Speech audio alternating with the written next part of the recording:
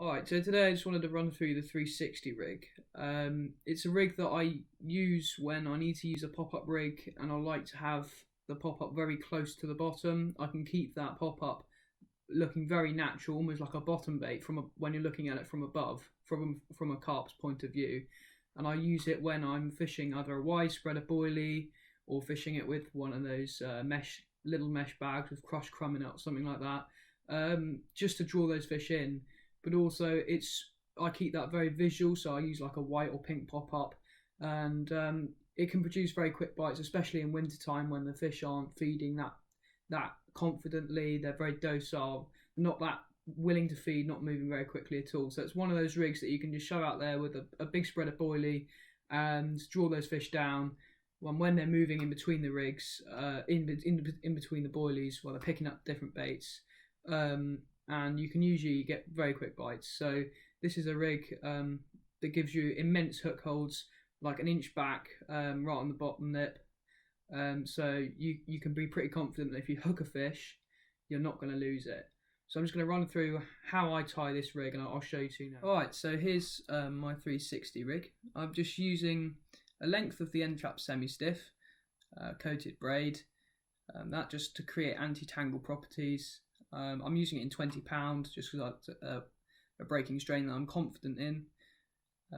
I've tied a ring swivel to that using a half blood knot, and I've just covered that blood knot with a bit of putty there just to pin that upright section down, and keep that pop-up quite nice and low to the bottom. So that's almost a boom section, trying to kick it away from the lead, so even if I do get a pickup and I'm unaware of it, it'll always kick back away from the lead to prevent tangles. So I always know that I'm fishing properly. On there, I've just put onto the ring swivel. I've just put a curved shank hook and followed that up with one of the quarter hook beads. You can just see that just there. I'll bring that in a bit. Then follow that up with a micro ring swivel. And that just provides loads of movement up and down the shank of the hook and keeps the bait sitting naturally on the hook at all times. So whatever way that lands in the water, it's always sitting, at the right angle. It's never sitting like weirdly or something in a way that might off-put a fish. I've then followed that up with another hook bead just to stop that going too far around the bend of the hook. But it also makes the hook sit out from the bait at the right angle, so you can adjust that second hook bead to increase or reduce the angle at which the hook's sitting or out from the bait, depending on how you like. It's personal preference from that point on.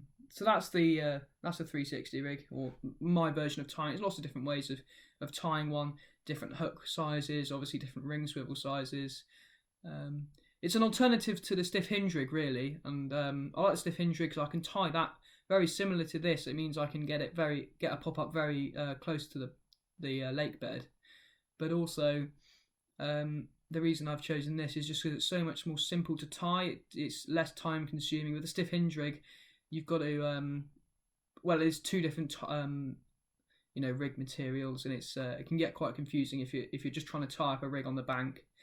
Then this is definitely my option. Very, very quick and really simple. Don't need any other equipment other than what you see in the rig materials before you. In the other end of the end trap, just up here, for those who are wondering, I've tied a big overhand loop knot and then steamed that along with the rest of the boom section. That just creates its own kind of anti-tangle sleeve, if you like. Just keep, when it's doubled over, it's obviously double the thickness and double the stiffness. So it just increases the anti-tangle properties of the rig as well as that being stiff end trap. So it's a very safe rig, very anti-tangle. It's very. I can put that out pretty much anywhere on the lake bed, especially the lake that I'm fishing at the moment, and be confident that I'm always fishing that properly. So I don't have to worry about whether my rig's working or not, or is it sitting properly. That's always going to be sitting absolutely perfectly and how I want to be fishing it on the bottom. So I can almost cut that out of the equation. If I'm wondering why I'm not getting a bite, I can say, well, my rig's working fine, so it must be location, that sort of thing. And that's why I find it's really important that you nail the rigs, get them absolutely right, and then you can cut them right out of the fishing equation. But that's the 360 rig. I've used it to great effect recently. Caught lots of fish over particle or a big spread of boilie. And yeah, it works a treat, so give it a go.